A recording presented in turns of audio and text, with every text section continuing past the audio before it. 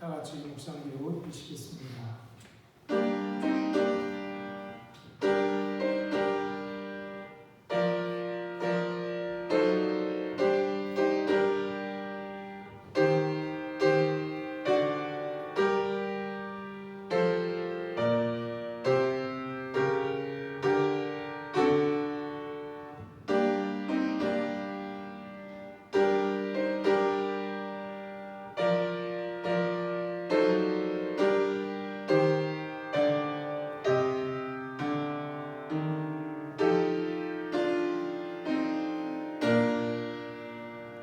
감사함으로 그의 문에 들어가며 찬송함으로 그의 궁정에 들어가서 그에게 감사하며 그의 이름을 송축할지어다.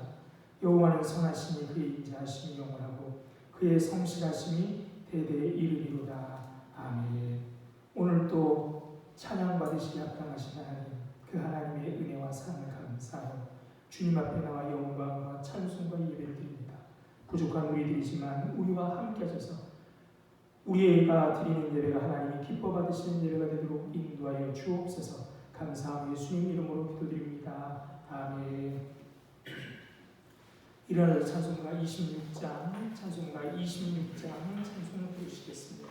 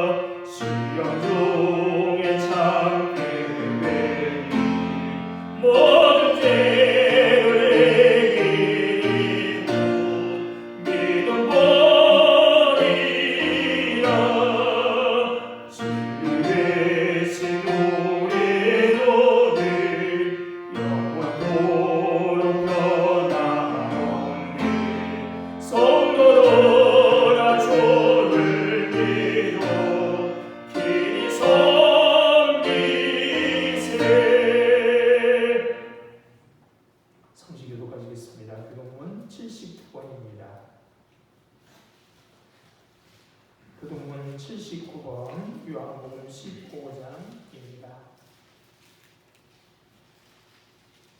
교동문 79번 교독합니다. 나는 포도나무요 너희는 가지라. 그가 내 안에 내가 그 안에 거하면 사람이 열매를 많이 맺나니 나를 떠나서는 너희가 아무것도 쓸 수 없습니다. 사람이 내 안에 거하지 아니하면 가지처럼 밖에 버려져 마르나니 사람들이 그것을 모아다가 그에 던져 사르느니라.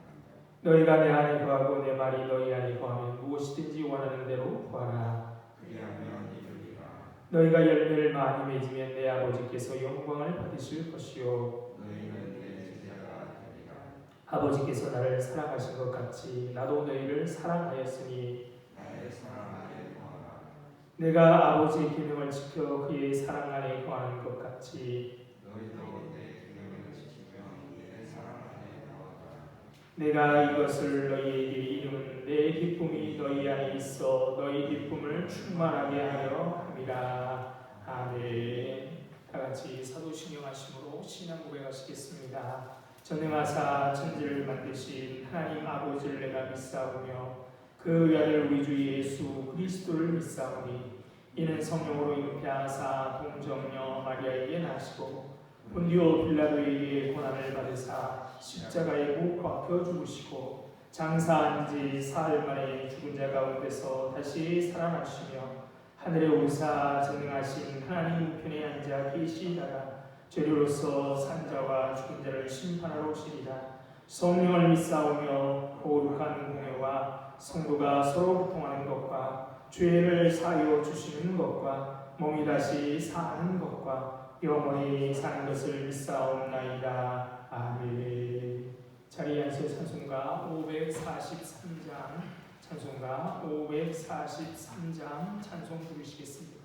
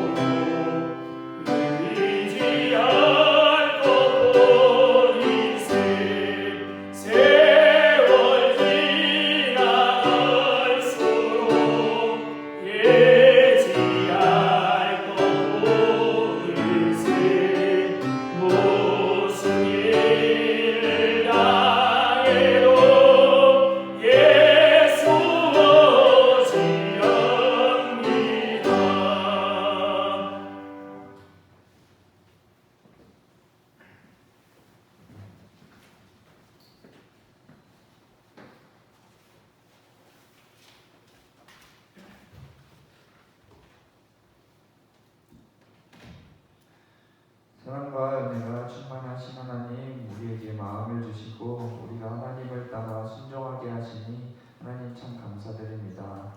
우리가 더욱 하나님을 높이고 예배드리고자 하오니 하나님 이 시간 우리를 이끄시고 우리에게 임하여 주시옵소서. 하나님, 우리는 참 죄인입니다. 아무것도 우리 스스로 선하게 행할 수 없음을 고백합니다. 우리는 우리의 욕심대로 행하며 하나님 앞에서 악하게 살아갑니다. 우상을 세우고 쾌락만을 쫓으며 살아가는 우리를 용서하여 주시옵소서. 우리의 마음이 연약해질 대로 연약해졌습니다. 우리가 무슨 죄를 저지르고 있는지도 잘 모릅니다. 하나님, 우리를 하루속히 죄에서 드러내시고 또 하나님의 자녀로서 살아갈 수 있도록 인도하여 주시옵소서. 우리가 또한 기도의 힘을 믿고 살아가는 자들이 되길 원하옵니다. 우리는 참 연약하고 모자랍니다. 의지할 곳이 하나님밖에 없음을 고백합니다. 우리가 그 기도의 힘을 믿고 하나님께 기도하게 하여 주시옵소서.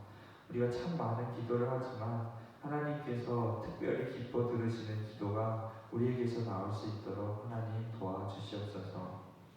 하나님, 여름을 맞이하고 한 해도 벌써 반이 지나가고 있습니다. 주님, 우리가 온전히 주님께 드려진 삶을 살고 있는지 돌아보게 하여 주시옵소서. 많은 것들이 우리의 눈과 귀를 막고 있습니다. 그것이 유혹이라면 우리에게 굳건한 마음을 하나님 허락하셔서 버티게 하시고, 또 그것이 고난과 또 고민이라면 즉시 사라지게 하셔서 우리가 하나님을 온전히 바랄 수 있도록 인도하여 주시옵소서. 하나님, 아직 우크라이나와 러시아의 전쟁이 끝나지 않고 있습니다. 그들의 마음을 움직이셔서 그들이 서로를 더욱 사랑하고 아끼게 하나님 도와주시옵소서. 하나님, 이제 말씀 듣습니다. 하나님의 말씀이 우리를 온전하게 합니다. 우리를 온전하게 채우셔서 우리가 하나님께 쓰임받는 자가 되기까지 우리를 하나님 말씀으로 가르쳐 주시옵소서. 말씀 전하신 목사님께 항상 함께 하시오니 우리를 가르치시고 주님의 말씀을 전하는데 온전히 하나님께 사로잡혀 있는 자가 되도록 하나님 인도하여 주시옵소서. 항상 감사드리며 예수님의 이름으로 기도드립니다. 아멘.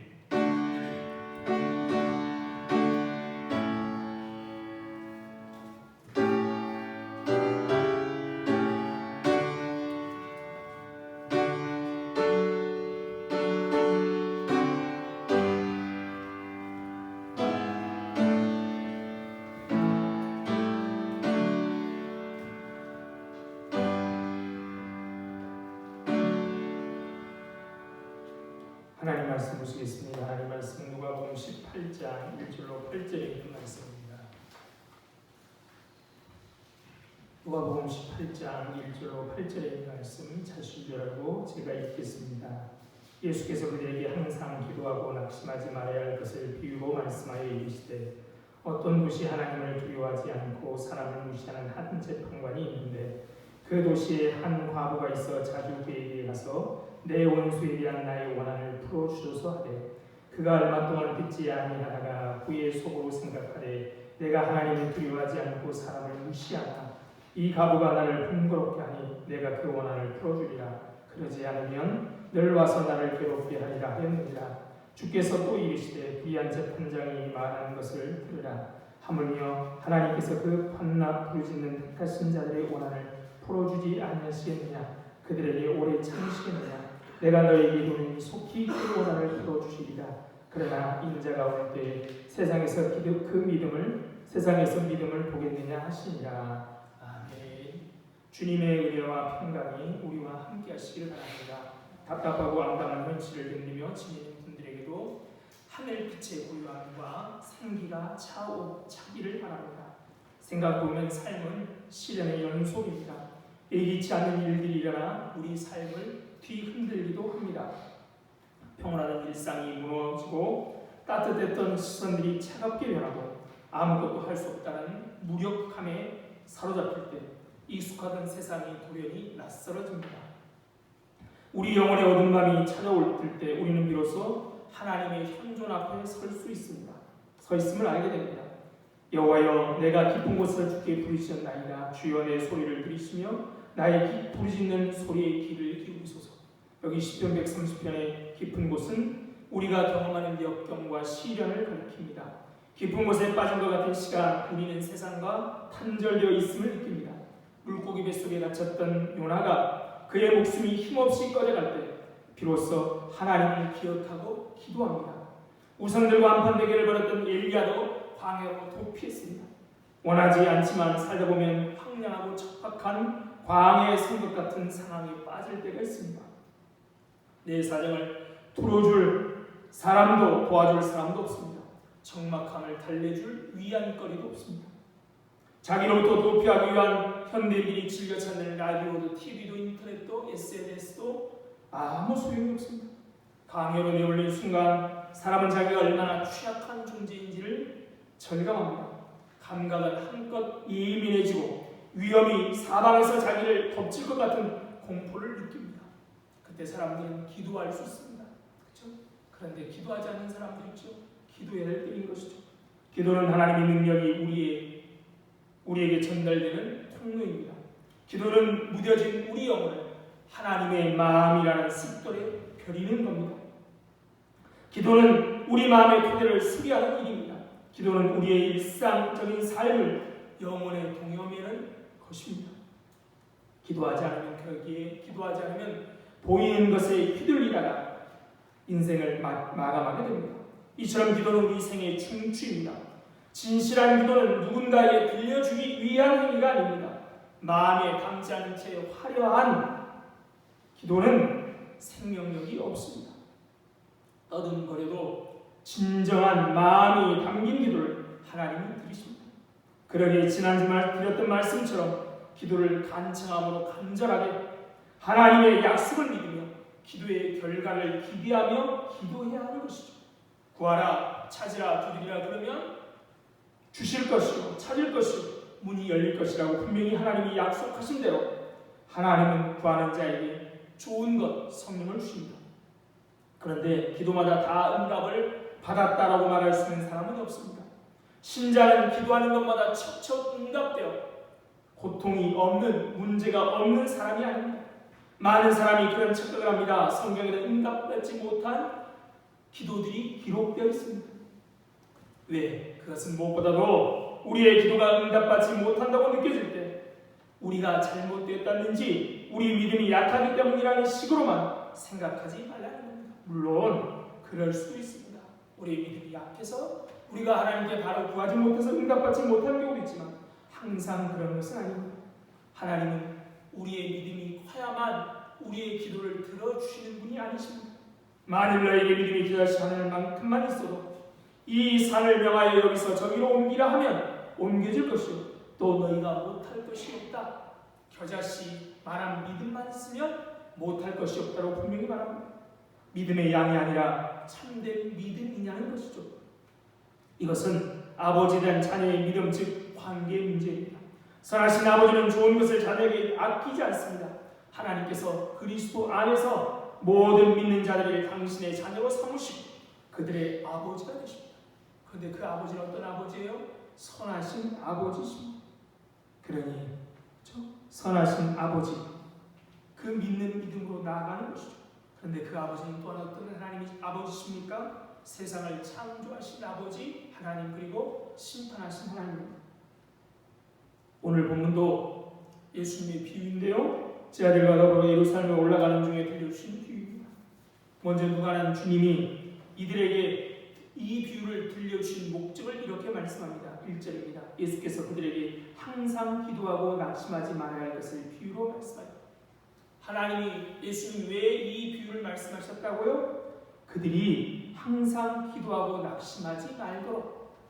그들이 누굽니까? 그들은 바로 앞에 누가복음 17장 22절부터 시작된 예수님의 말씀을 듣고 있는 제자들의 것이죠. 예수님이 제자들에게 항상 기도하고 낙심하지 말아야 할 것을 위해서 이 비유를 들려주신 것입니다. 목적이 뭐라고요? 제자들이 항상 기도하고 낙심하지 않게 하려며 항상 기도한다라는 이 말은 데살로니가전서 5장 17절의 말씀에 나오는 쉬지 말고 기도한다는 말의 의미와 같습니다. 기도를 쉼없이 길게 하는 말이 아니라 반복적으로 계속해서 하나님께 아뢰고 나아가며 붙들고 신뢰하라는 말인 것입니다. 또 이 주님은 제 아들이 낙심하지 말기를 원하셔서 이 비유를 말씀하셨습니다. 주님은 무엇이든지 구하면 주시겠다라고 하셨지만 하는 기도마다 우리가 원하는 대로 다 응답받지 못합니다. 우리만 그런 것이 아닙니다. 사도 바울도 3번이나 기도했는데 하나님이 응답하지 않아서 기도를 접은 것도 있고요. 다윗이 밧세바 낳은 아들을 살려달라고 금식하며 기도했는데 하나님은 듣지 않으셨고요. 욥은 깊은 고난 속에 부르짖고 호소하고 항변하지만 하나님은 그에게 침묵하셨습니다. 시편 13편의 시인도 이렇게 고백하죠. 여호와여 어느 때까지니까 나를 영원히 잊으시나이까. 주의 얼굴을 나에게서 어느 때까지 숨기시겠나이까. 나의 영혼이 번민하고 중일토록 마음에 근심하기를 어느 때까지 하오며 내 원수가 나를 치며 자랑하기를 어느 때까지 하리까. 기도하는데도 불구하고 상황이 점점 나빠지기도 합니다. 기도하는 사람이 낙심할 수도 있습니다. 그런 사람들에게 오늘 주님은 비유를 들려주고 있는 겁니다. 그런데 기도하다라는 단어와 낙심하지 말아라 하는 단어가 접속부사, 그리고 우리 식으로 하면 그리고요, 기도하고니까 접속부사로 연결되어 있습니다. 그런데 사람들은 이 비유를 끈질긴 기도에 대한 당부라고 쉽게 단정해 버리곤 합니다. 하나님이 당장은 기도를 들어주시지 않는 것처럼 보일지라도 포기하지 않고 끈질기게 기도하면 결국에 들어주실 것이라는 겁니다.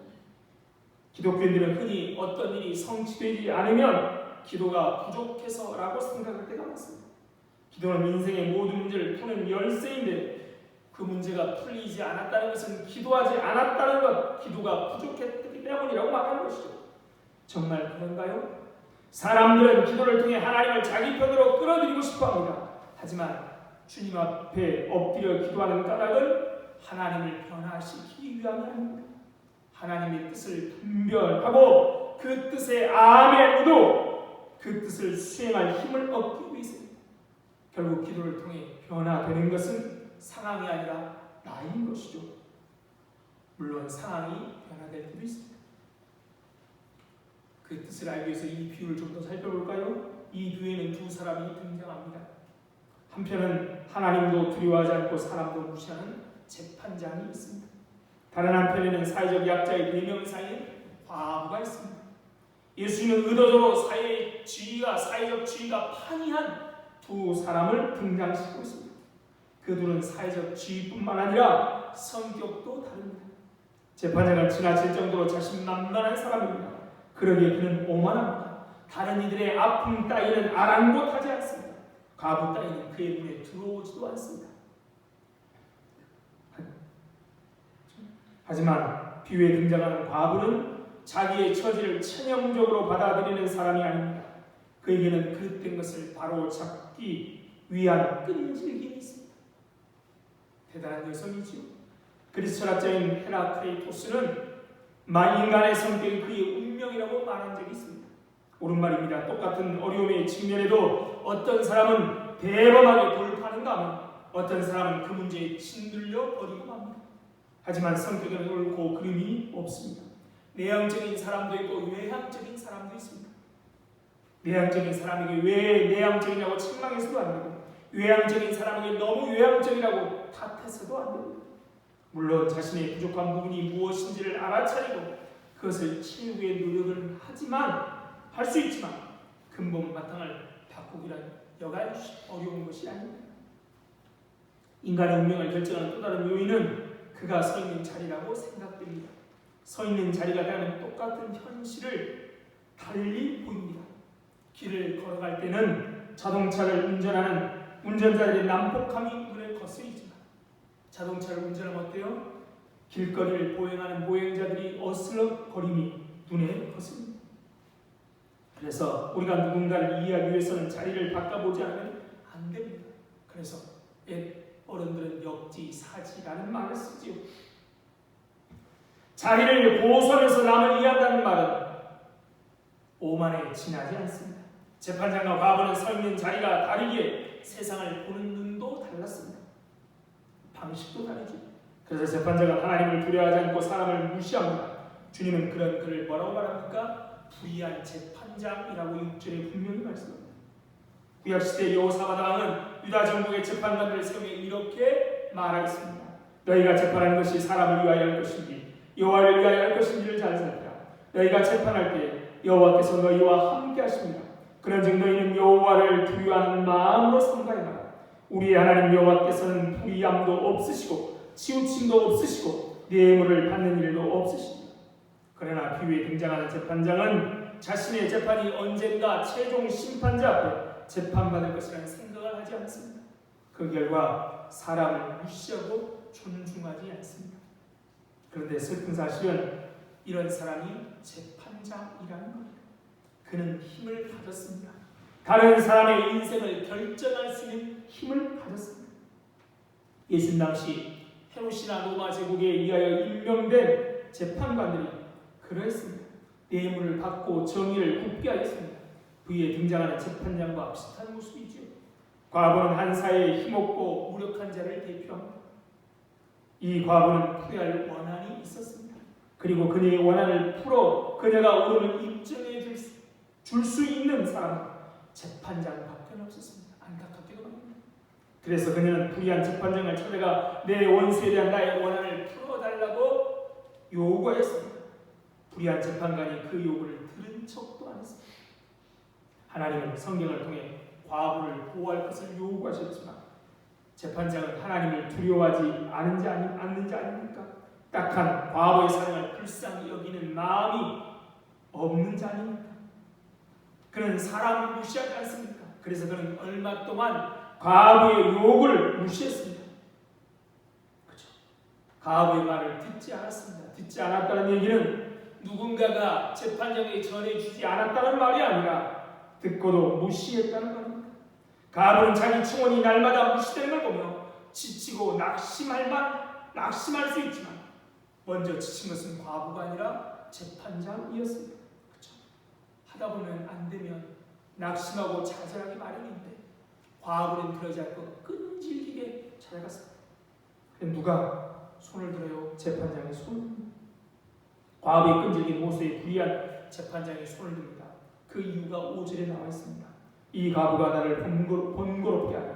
내가 그 원한을 풀어주리라. 그러지 않으면 늘 와서 나를 괴롭히라. 재판장을 움직이는 것은 정의에 관한 관심이 아닙니다. 정의가 바로 서야겠다는 관심이 아닙니다. 자신의 안위였습니다. 재판장은 과부 때문에 자기 명성에 금이 갈까 걱정하는 것도 아닙니다. 그 원한을 풀어주지 않으면 하나님께 벌 받을까 두려워서 그런 것도 아닙니다. 여기서 나를 괴롭게 하리라 라는 이 번역된 헬라의 원래 문자의 원뜻은 눈밑을 때리라는 겁니다. 복싱 하면 스트레이트 하죠. 스트레이트 가는 데가 눈밑이죠. 과부는 정말이지 불의한 재판장이 눈을 얻어맞는 것 같은 괴로움을 느낄 정도로 집요하고 끈질기게 찾아오고 있습니다. 그래서 불의한 재판장은 그 과부의 요구를 들어줄 수밖에 없었습니다. 세상에서 누릴 것을 다 누리고 사는 사람이 자발적으로 자기의 특권을 내려놓는 경우는 거의 없습니다. 그렇죠? 자유를 얻기 위해 얼마나 많은 이들이 피와 땀을 흘렸습니까? 경제의 정의를 요구하는 이들이 얼마나 큰 희생을 치르고 있습니까?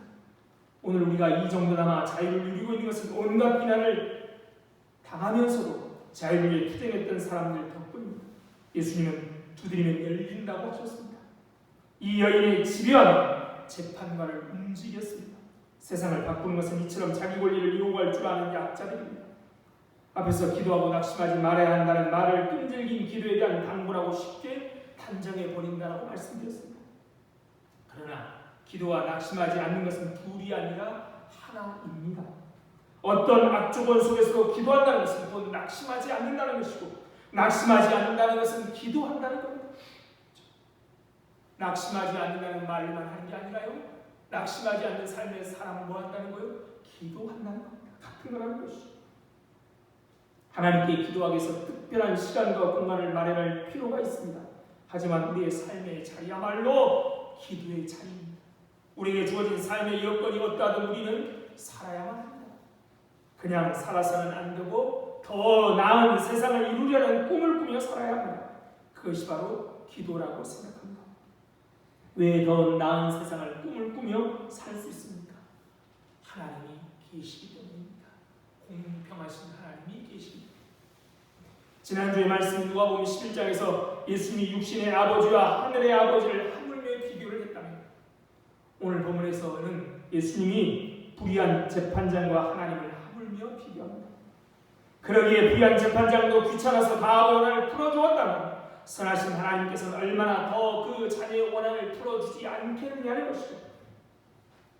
8절에 보면 내가 너에게 이르노니 속히 그 원한을 풀어주시라고 하신 말씀에서도 주님의 강조는 드러납니다.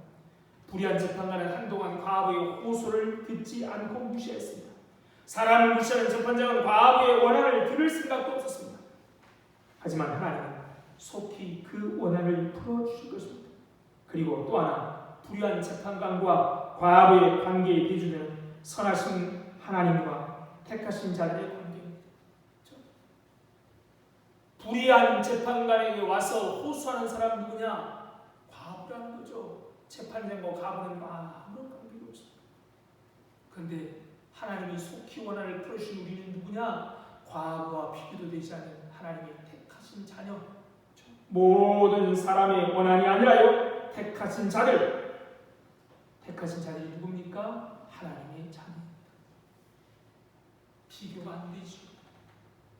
불의한 재판관은 불의한데 하나님은 선하시고, 그래서 불의하기 때문에 누가 어쨌든 자기에게 이익이 되면 움직이는데 하나님은 선하신 하나님이라는 겁니다.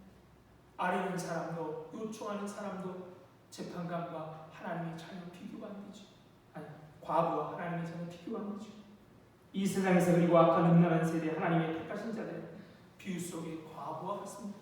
세상은 불의한 재판관이 다스리는 것 같아서 종종 정의가 굽어지고 하나님의 자녀들은 살아가면서 억울한 일을 겪습니다. 신앙을 지키고 살아간다는 것은 이 세상을 본받지 않고 이 세상의 풍조와 권세 잡은 자를 따르지 않는 삶입니다. 그러기에 주님의 자녀는 이 세상에서 환난을 당합니다. 이 세상에서 하나님의 택하신 백성이 아무리 많은 불의를 당하고 억울한 일을 당한다 해도 그들에게는, 우리에게는 만민의 심판자이신 하나님이 판결하시는 최종 법원이 있습니다. 그걸 기억하는 거죠. 거기서 그리스도께서 자기 백성의 원한을 푸시고 정의를 온전히 세울 것입니다. 그리스도의 최종 법정에서 아무도 자기의 의로운 행위로 심판장이신 주님의 의의 기준을 만족할 수 없습니다. 하지만 하나님의 은혜는 결국 그리스도와 연합한 모든 택한 자들의 무고를 입증해 주신 것입니다. 하나님이 우리의 무고를 입증해 주신 것입니다. 정의는 반드시 세워집니다. 그때가 언제입니까? 인자의 때, 바로 주님께서 영광 중에 재림하실 때입니다. 그날이 반드시 옵니다. 그러기에 낙심하지 않고 기도하는 겁니다. 그날이 온다는 것을 우리가 알기에 낙심하지 않는 것이죠. 낙심하지 않는다는 머릿속으로만 나는 낙심하지 않는 게 아니라 낙심하지 않게 그 자세가 바로 기도라는 겁니다. 그런데 주님은 마치 탄식하듯 8절 하반절에 이렇게 말씀합니다. 인자가 올 때 세상에서 믿음을 보입니다. 여기서 우리는 낙심하지 않는 것이 믿음임을 배웁니다. 우리의 가능성에 의지하여 살아간다면 우리는 낙심하지 않을 수 없습니다. 그렇죠? 인자가 올 때 믿음을 보겠느냐? 우리를 의지하다가 우리는 낙심할 수밖에 없습니다. 하지만 모든 것을 제자리로 돌리시는 하나님의 선신실하심을 믿는다면 우리는 낙심할 수 없습니다. 그때가 언제인지를 알 수 없지만 그때는 반드시 옵니다. 이것이 우리의 희망의 근거이고 우리가 낙심하지 않는 이유이고 기도하는 이유입니다. 그런데 하나님은 불의한 재판장처럼 우리의 정성과 열심이 차서 귀찮아질 때까지 기다리는 분이 아니라는 겁니다. 그래서 그들에게 오래 참으시겠느냐라고 하시고 속히 그 원한을 풀어주시겠다라고 말씀합니다. 속히 풀어주신다는 것은 하나님이 우리의 사정을 아신다는 것을 전제합니다. 하나님께서는 우리의 사정, 우리의 원한을 다 아십니다. 우리가 말하지 않아도 당신의 택하신 자녀들을 눈동자처럼 지키고 그 머리털 하나 상하지 않게 보호하신 하나님, 그 모든 상황을 주목하고 하십니다. 욥은 깊은 고난 속에 부르짖고 호소하지만 하나님은 계속 침묵하시자 이렇게 욥기 23장에 이렇게 탄식합니다. 내가 앞으로 가도 그가 아니 계시고 뒤로 가도 보이지 아니하니 그가 왼쪽에서 일하시나 내가 만날 수 없고 그가 오른쪽으로 돌이키시니 배울 수 없구나. 하지만 욥은 바로 이어서 이렇게 고백합니다. 그러나 내가 가는 길 그가 아시나니 그가 나를 단련하신 후에는 내가 순금같이 되었다. 나는 모릅니다. 나는 하나님을 보지 못합니다. 그런데 아는 것이 하나 있습니다. 그게 무엇입니까? 내 길을 그가 아신다는 겁니다. 하나님이 내 소리를 듣고 계신지 지금도 나에게 관심을 가지는지 모르겠지만 내가 아는 것은 뭐라고요? 하나님이 내 갈 길을 알고 계시다는 겁니다. 하나님이 나를 알고 계시다는 겁니다. 신자는 혼란스러운 현실 앞에서 칠흑 같은 인생의 어둠 속에서 그것을 하나님이 내 길을 알고 계신다는 것을 알고 행하는 사람입니다. 그가 아십니다. 나는 나의 가는 길을 모르지만 오직 그가 아십니다. 그래서 우리는 그 길을 낙심하지 않고 계속 갈 수 있는 겁니다. 하나님께서는 아실 뿐만 아니라 들으십니다. 그렇죠? 내가 알아 하고 가끔 우리는 다른 사람의 말을 들으려 하지 않는데요, 하나님은 들으십니다. 우리가 기도해도 상황이 점점 나빠지는 것 같으면 우리는 낙심하기 쉽습니다. 그러나 기억하십시오. 하나님께서는 당신의 자녀들의 기도에 한 단어도 한 말도 놓치지 않고 들으십니다. 시편 56편 8절에 시인은 이렇게 고백하지요. 나의 유리함을 주께서 계수하셨사오니 나의 눈물을 주의 병에 담소서. 이것이 주의 책에 기록되지 아니하나이다. 하나님은 이미 우리의 방황을 아시고 우리 눈물을 주의 병에 담으시고 책에 기록하십니다. 하나님께서는 당신 자녀들의 기도를 들으십니다. 하나님은 알고 듣기만 할까요? 우리는 알고 들어도 못하는데요, 하나님께서는 이미 일하고 계십니다. 단지 우리 눈에 보이지 않는 방식으로, 우리의 이성으로 깨달을 수 없는 방식으로 하나님은 이미 일하고 계십니다. 그것은 시간이 지나야 조금 보입니다. 하나님 나라는 밀가루 속에 감춘 누룩처럼 눈에 잘 보이지 않는 땅 속에 심긴 겨자씨와 같지만 이미 현존합니다. 하나님의 통치는 계시고 하나님의 나라의 종말적 성취는 곧 올 것입니다. 하나님 지금도 통치하고 계시죠. 단지 우리 눈에 잘 보이지 않는 누룩처럼 겨자씨 씨앗처럼 작지만 지금도 하나님은 일하고 계십니다.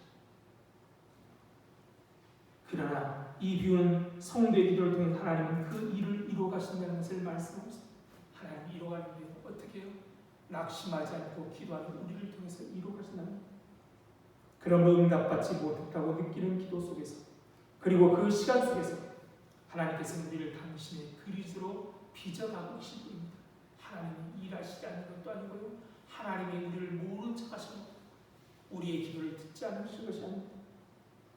하나님께서는 단 한순간도 당신의 자녀들을 무시하지 않으시고 단 한순간도 자녀들의 기도를 흘려 듣지 않으십니다. 하나님은 지금도 일하고 계십니다. 쉬지 않고 지금도 우리의 유익을 위해서, 분명히 창세기 1장, 2장에 보면 하나님이 6일 동안 창조하고 쉬셨다고 하시는데 예수님 뭐라고 말씀하십니까? 아버지가 일하시니 나도 일하신다. 지금도 하나님은 일하고 계십니다.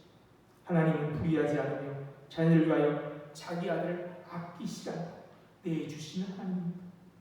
그 하나님과 함께 그 아들과 함께 모든 것을 우리에게 주시기를 기뻐하시는 아버지십니다. 그러기에 지금도 하나님이 일하고 계시고 좌절하고 낙심하는 것이 아니라 지금도 하나님 나라가 온 땅에 이루어지기 위해서 우리를 사용하기 원하시는 하나님을 온전히 믿고 함께 기도하며 주의 일에 동참하는 우리 모든 성도들 다 되시기를 바랍니다. 참 좋으신 하나님, 은혜와 사랑을 감사합니다. 오늘도 이렇게 우리를 사랑하여 주시고 하나님의 은혜의 자리에 불러주심을 감사드립니다. 하나님, 오늘도 낙심하며 좌절할 때가 너무 많습니다. 그럴 때마다 하나님, 오늘도 주님이 일하고 계십니다. 오늘도 우리와 함께 계시고 우리의 기도를 들으시는 하나님을 믿는 믿음을 주셔서 기도하고 좌절하지 않도록 은혜 베푸셔서 하나님의 귀한 일들을 감당할 수 있도록 은혜 베풀어 주옵소서. 하나님, 세상이 왜 이렇게 혼탁하고 정의는 가면 갈수록 굽어가는지 참 답답하고 한심스럽습니다. 그럴지라도 세상을 다스리니까 하나님이심을 믿는 믿음을 놓지 않고 함께 기도하는 이 땅에 있는 모든 당신의 백성들이 되어서 착취하고 전쟁하고 협박하는 세상에 하나님의 공의가, 하나님의 사랑이 흐를 수 있도록 하나님 역사하여 주옵소서. 감사합니다. 예수님 이름으로 기도드립니다. 아멘.